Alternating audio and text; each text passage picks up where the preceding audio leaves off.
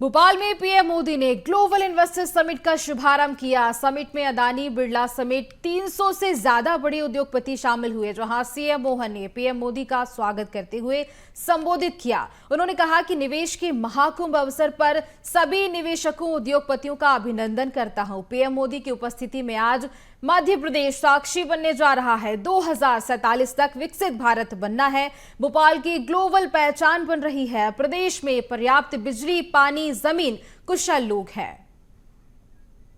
विश्व में सर्वाधिक लोकप्रिय और हम सबको गौरवान्वित करने वाले यशस्वी प्रधानमंत्री माननीय श्रीमान नरेंद्र मोदी जी की उपस्थिति में मध्य प्रदेश आज इस ऐतिहासिक आयोजन का साक्षी बनने जा रहा है। यह हम सबका सौभाग्य है।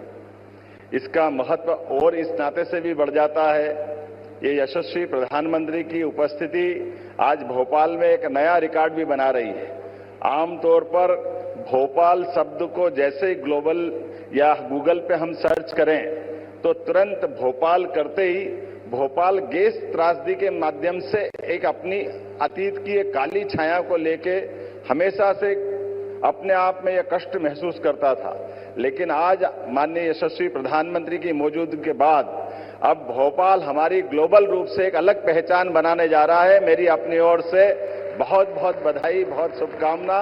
माननीय प्रधानमंत्री जी के नेतृत्व में भारत को 2047 तक विकसित भारत बनाने का संकल्प भारतवासियों ने लिया है। हमारा लक्ष्य देश को $35 ट्रिलियन की अर्थव्यवस्था बनाना है। ऐसे में विकसित भारत के इस लक्ष्य को प्राप्त करने के लिए विकसित मध्य प्रदेश समस्त प्रदेशवासियों के साथ अपना महत्वपूर्ण योगदान करने के लिए प्रतिबद्ध है। इसी अनुक्रम में हमने आगामी 5 वर्ष में राज्य की अर्थव्यवस्था को दोगुना करने का लक्ष्य निश्चित किया है, जिसको आपके आशीर्वाद से लगातार हम गतिशील हैं। निवेश को प्रोत्साहित करने के लिए एक रोड मैप तैयार किया। इसी परिप्रेक्ष्य में हम अपनी निवेश नीतियों और निवेश फ्रेंडली इकोसिस्टम पर लगातार कार्य कर रहे हैं, जिसके आधार पर निवेश प्रोत्साहन के लिए 18 नई नीतियां लेकर हम आए हैं, जिसका लोकार्पण आज माननीय प्रधानमंत्री जी के माध्यम से मध्य प्रदेश में पहली बार होने जा रहा है। इन नीतियों से हमारा प्रयास उद्योग जगत की आवश्यकताओं को प्रदेश के विकास के मार्ग से जोड़कर बढ़ना है। हमने कई नए क्षेत्रों को भी ध्यान में रखते हुए सरल, निवेश अनुकूल और प्रासंगिक नीतियों का निर्माण किया है। नीतियों का प्रभावी क्रियान्वयन, सरलीकृत व्यापार एवं बाधारहित व्यवसाय हमारी उच्च प्राथमिकता है। इसके लिए मध्य प्रदेश सरकार द्वारा जन विश्वास अधिनियम पारित किया गया है। हमने वर्ष 2025 को उद्योग एवं रोजगार वर्ष मनाने का निर्णय लिया है।